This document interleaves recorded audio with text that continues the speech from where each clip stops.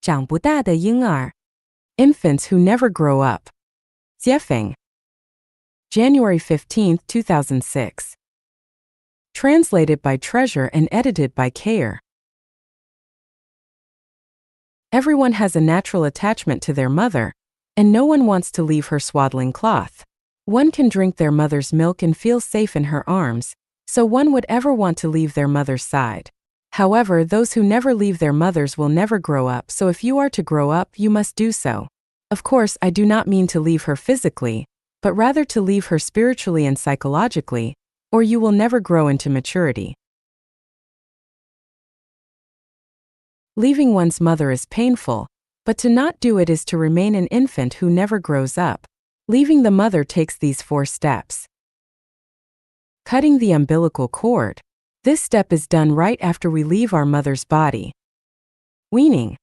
This step is forcefully done when we transition from being babies to becoming children. Cutting loose from home. This step usually happens when we marry. Cutting the emotional attachment.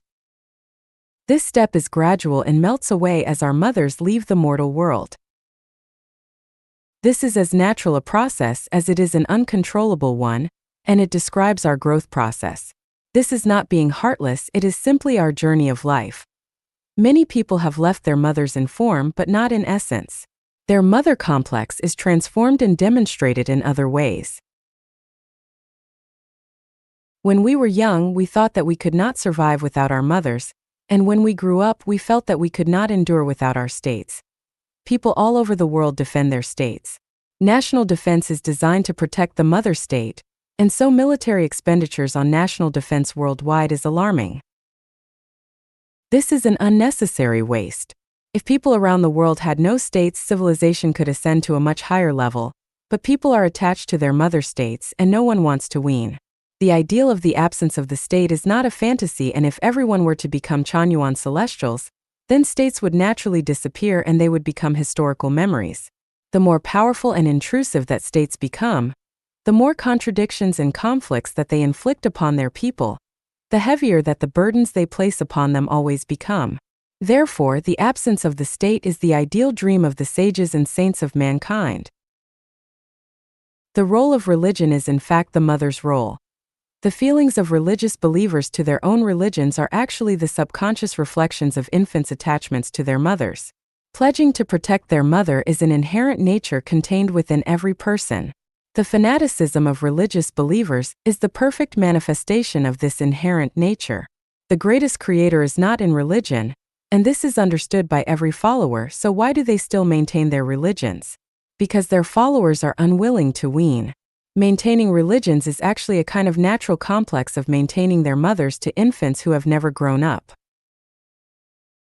As long as we take a rational analysis, we can see that throughout history, much misery and many disasters have been the outgrowths of religions. Religions confused people's minds, paralyzed their instincts, created barriers and shackles to the full display of human nature, and diverted people from the great way and led them astray. If religions are everywhere, then our minds can never be at peace, and disputes will continue. Therefore, the absence of religion is the desired dream of the sages and saints of mankind. Political parties are also umbrellas playing the role of the mother.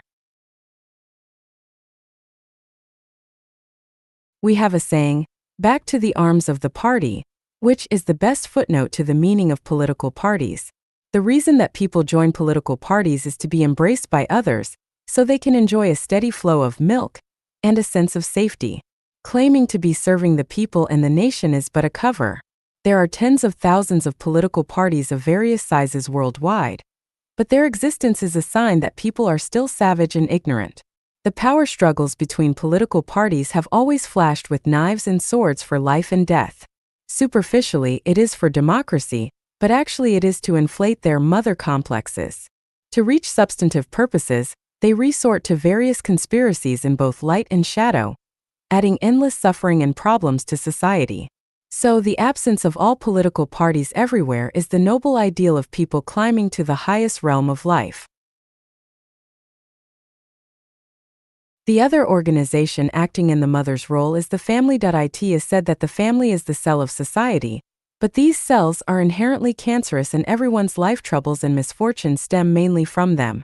It is the bane of selfishness, greed, and infinite lust, and if they are not destroyed, the vicious cycles that people endure will never end. Why do people want families? Because people need to get their milk and their sense of security from them. People are reluctant to grow up, and they all hope to cling to their mother's arms forever.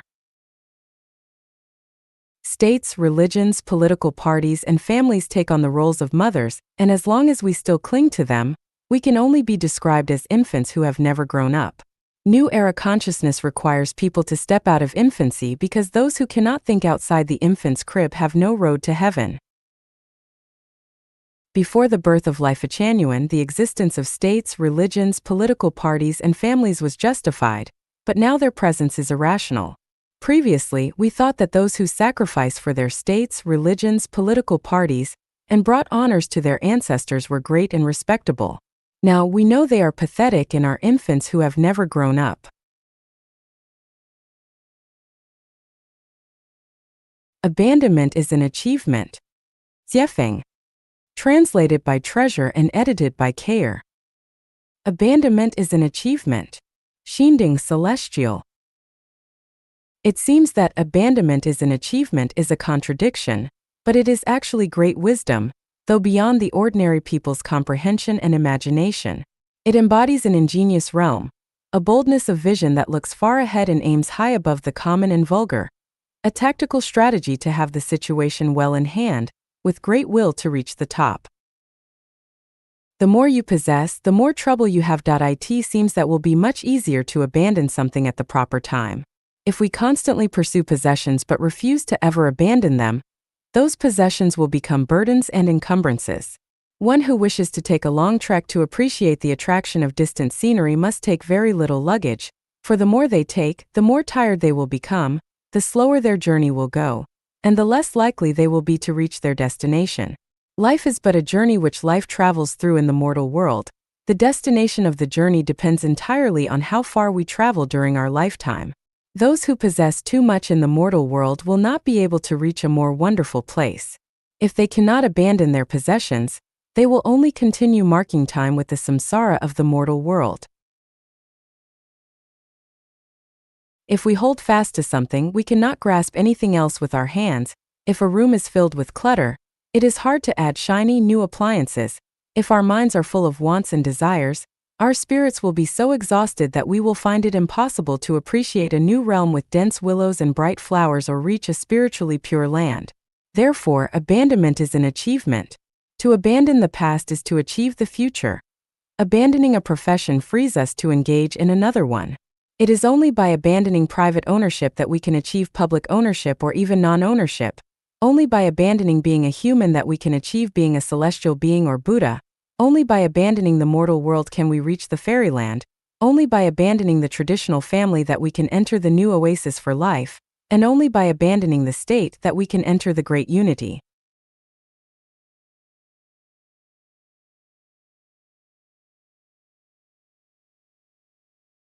Abandon, abandon, abandon.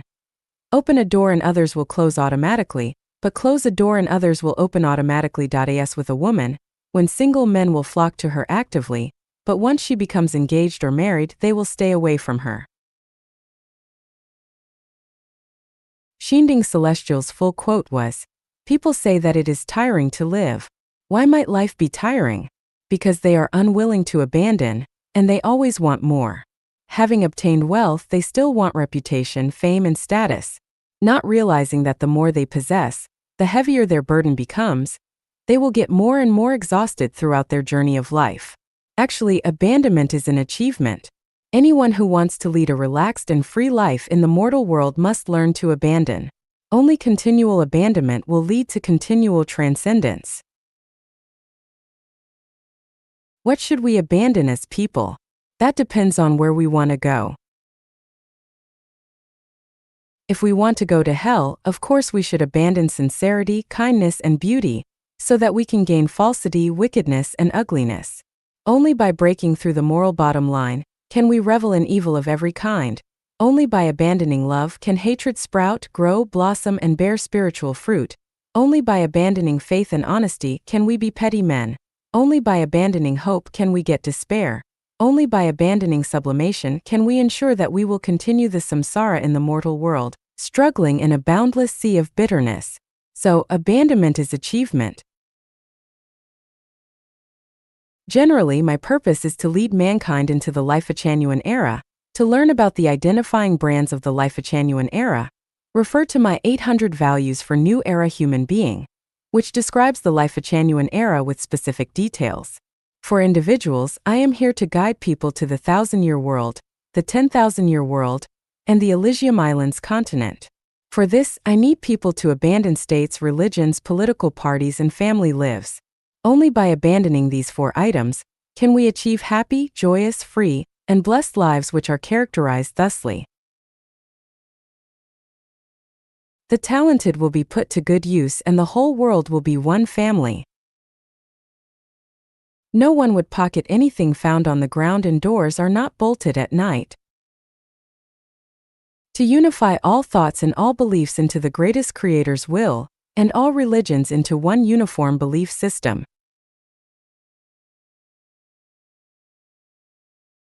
Everything will be in complete harmony and everyone will be happy.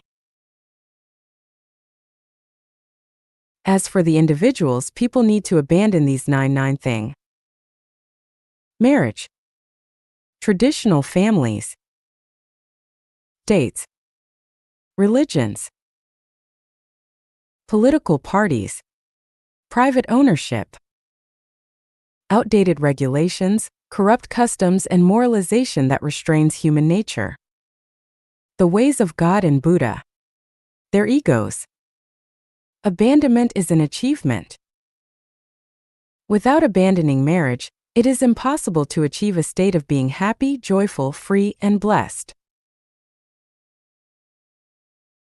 Without abandoning the traditional family, it is impossible to achieve the life of a celestial being.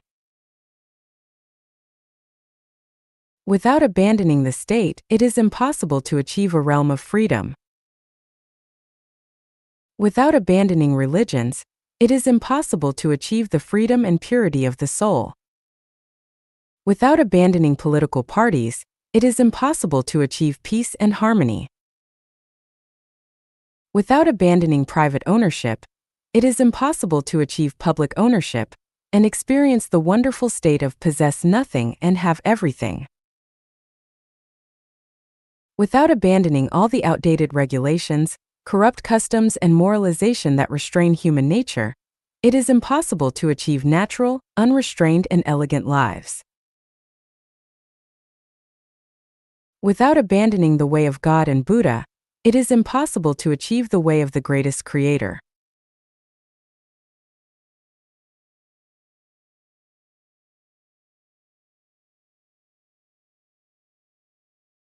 Without abandoning the ego, it is impossible to achieve paradise, to free oneself from the trap, to walk out of the 36 8-diagram arrays, to escape the territory of the mortal world, and to free oneself from the 5 elements and out of the program of the realm of necessity.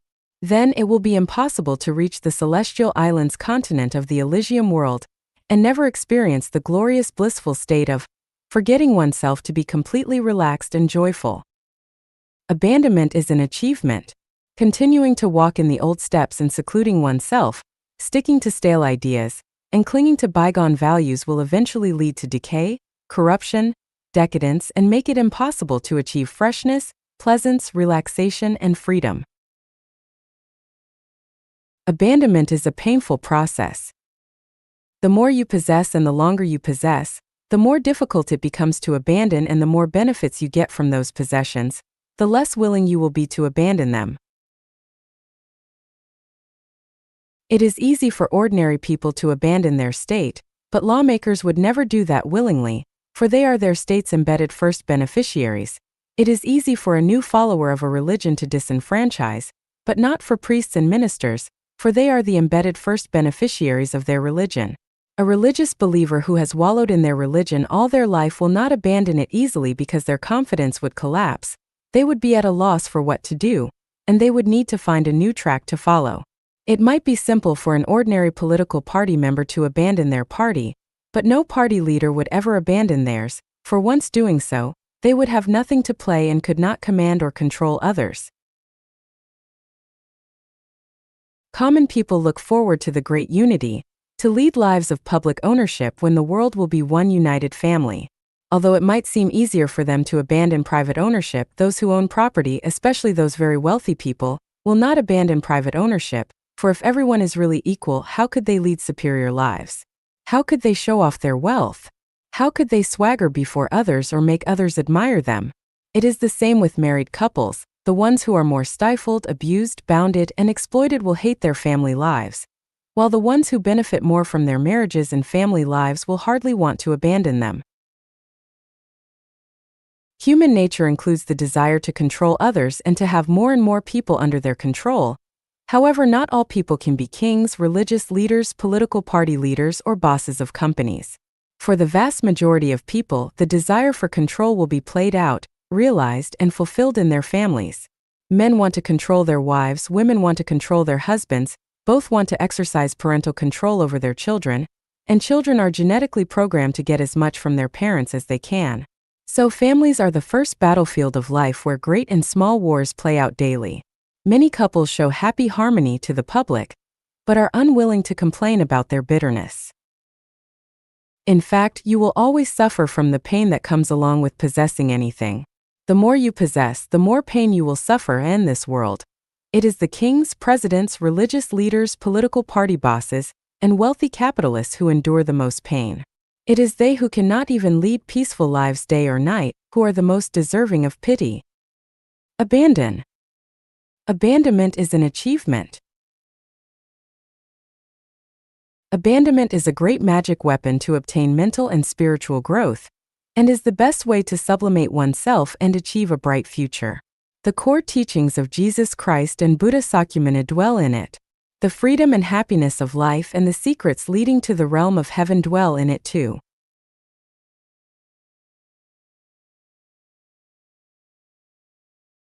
意识、结构、能量是宇宙三要素。 Consciousness, structure, and energy are the three elements of the universe. Jiefeng. November 18, 2006. Translated by Treasure and edited by Kayer. Look at the boundless world. What is caught by our eyes is material structure. Without structure, there is no material. For the various marvelous spectacle of lives, the differences lie in the differences of structures. Structures decide the forms of lives. We can choose the people who we want in crowds immediately because of their distinct structures. We can easily find a peony among many types of flowers because peony structures are distinctive. We identify everything by identifying their structures. The universe is full of invisible energy which only reveals itself by attaching itself to structures. Therefore, all visible objects that we see are structures combined with energy geometrically. Different structures absorb different energies. The wonder of the pyramids lies in their structures. Successful farmers do not grow the same kind of crops in the same fields every year because the land contains nutrients such as nitrogen, phosphorus, and potassium, and different plants require them in different proportions. It is only by rotating crops constantly that the supplies of the various nutrients of the land will be distributed and utilized properly. Solar cookers and water heaters heat water because of their structures. Trains, trucks, and cars carry different loads because of their different structures. Flies, bees, tigers, leopards, and sheep need different foods because of their different digestive structures. Who creates such a great variety of structures? Look at the various high-rise buildings in cities. Who created them? Look at women's beautiful clothes and makeup. Who created them? All kinds of foods in supermarkets are like feasts for the eyes which cannot even take them all in. But who created them? There is no doubt that they were all created by people, but were they created by people's hands and feet? Of course not, but by people's consciousnesses. Their hands and feet are controlled by their consciousness. Without consciousnesses, nobody's hands and feet would accomplish anything. So we can see that the eternal things in the universe are only consciousnesses, structures, and energy. All other things are illusory, showy but not substantial, and cannot last. Energy is neutral, just like air and water. and any consciousness can direct it. Therefore, we need not attach too much importance to energy because fragrant flowers can attract butterflies.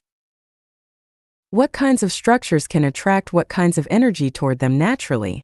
We know that all structures are the products of consciousnesses, so we do not need to emphasize structures too much. The kind of consciousness we have decides the kind of corresponding structure that we will have.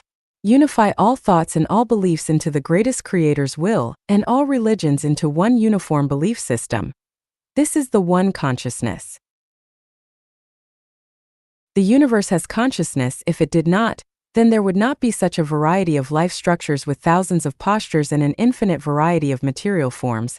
Then what is this consciousness? It is the greatest Creator. When we find the greatest Creator, we find the headstream and the core. All problems can be solved effortlessly. The indistinct and misty become bright and clear. The complex becomes simple, darkness morphs into light, the finite expands to the infinite, and misery becomes joy. The core beliefs of Life Genuine are to revere the greatest Creator, and to take the way of the greatest Creator. This is the path leading to heaven. Those who go against this great path are of heretical sects, and regardless of what of names they take, how dazzling or marvelous their theories sound, how inscrutable their magical powers are, or how many disciples or followers they attract, they are all the superfluous tumors growing in the body of humanity that will be eliminated. Revere the greatest Creator and take the way of the greatest Creator. This is the touchstone to determine good from evil, truth from falsity, and beauty from ugliness. Evil and ugly people do not revere the greatest Creator nor take His way. Theories and sermons are evil and ugly if they do not revere the greatest Creator nor take His way. States, political parties, religions, or groups are evil and ugly if they do not revere the greatest Creator, nor take His way. Consciousness is non-material, and the consciousness of the greatest Creator manifests itself as Tao. The consciousness of the greatest Creator runs through all tangible and intangible time and space everywhere, including both the material and the non-material world and the positive and the negative universe. This is the genuine God. States of consciousness decide the forms of life and their methods of survival. The differentiators of the lives of ignorant people, deities, mortals, sages, celestials, goblins, demons, devils, ghosts, and monsters are their types of consciousnesses. Therefore, we must emphasize our consciousnesses during our lives, and our emphasis on consciousness must always be on revering the greatest Creator and taking His way. Once this key link is grasped, everything else falls into their proper places. We get twice the results with half the effort, and find clear and bright paths to reach splendid goals. We will ultimately accomplish the spiritual state of immortality, and attain the life structure of higher level space, and reach the other shore to realize our ideal. I believe that all government's officials, industrial and religious leaders, and company bosses do understand these principles very well.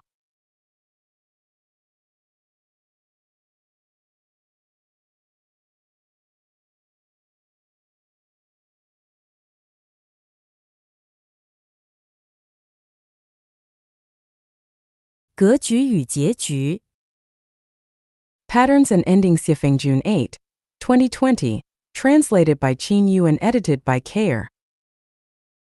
A pan is a pattern and a pancake is an ending. The size of the pan determines the size of the pancake. A puddle of water is a pattern and the fish in it are an ending. The depth and width of the water decides the size and quantity of the fish. Space is a pattern. If it is small, then it can only hold a grain of sand. If it is vast, then it can hold the sun, the moon, the earth, and all the stars and galaxies. If a shepherd is jealous of another shepherd who has more sheep than he does, then he will never be more than a shepherd. If a beggar is jealous of another beggar who begs more successfully and gets more food than he does every day, then he will never be more than a beggar.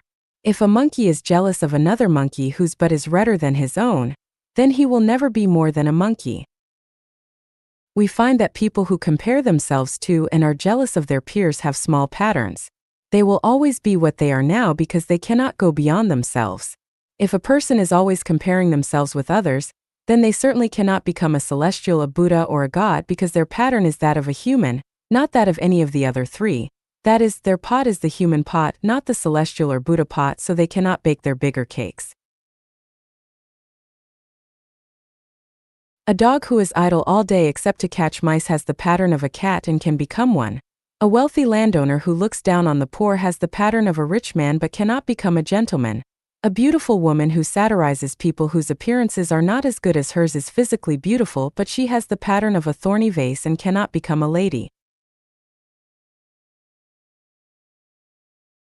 It can be seen from this that those who look down upon and attack people who are less advantaged than they are generally have very small patterns. Therefore, those who look down upon and bully beggars and peasants in this world have small patterns and small futures. Those who challenge lions and those who challenge mice have different patterns and different endings. Those who challenge an emperor may become an emperor, but those who challenge a beggar can only become a beggar. There is an old saying that peers are enemies. In fact, those who regard peers as enemies do so because their patterns are small. The competition between peers is the cruelest in market competition. Sheep are not satisfied with goats farting, but they are all sheep and they are peers. Yesterday, as I browsed videos on the web, a famous internet figure whom I respected because he had produced several hundred high-quality videos, had attacked another well-known videographer who had produced similar content.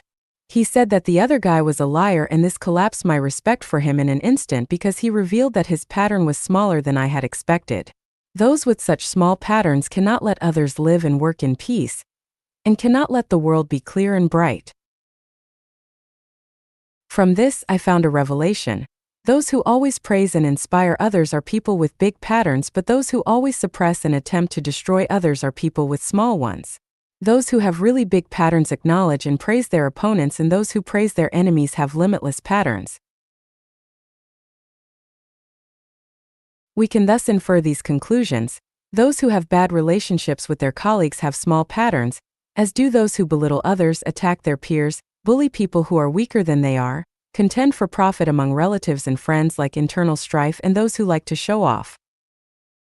People with big patterns can endure humiliation on important tasks. A famous example is Han Exayan, who was humiliated by being forced to crawl between other men's legs. To avoid wasting time and energy by bothering with those street thugs, he chose to endure crawling between their legs. Gojian, the king of the Yu kingdom, sleeping on the brushwood and tasting the gall, sent his wife to King Wu's bed, and even tasted King Wu's feces. Pu Songling, the author of Strange Tales from a Lonely Studio, who was repeatedly frustrated but never depressed, once composed a pair of couplets. Where there is a will, there is a way. After burning one's bridges, the 120 Qin passes finally belong to Chu, and heaven does not fail people who exert efforts. Sleeping on the brushwood and tasting the gall, 3,000 Yu soldiers conquered the Wu kingdom. We can see that his pattern was huge. If you were walking along a road and someone hit you, what would you do? People with small patterns would immediately scold, "Are you blind?" But those with large patterns would just smile and say, "I'm sorry. Please forgive me for being in your way." People with big patterns will have good endings. The bigger their pattern, the better their ending. With a small pattern, you can only march in place or even retreat. Do you want to be a celestial being? Then do not compare yourselves to others, do not make a fuss with others, and do not compete with others.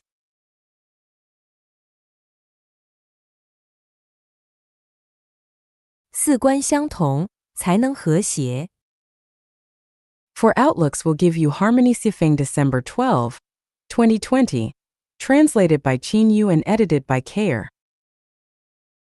It is often said that with three different outlooks, people cannot live harmoniously. Only with the same three outlooks can people get along well with each other.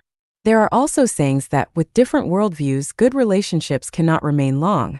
With different worldviews, you cannot make good friends.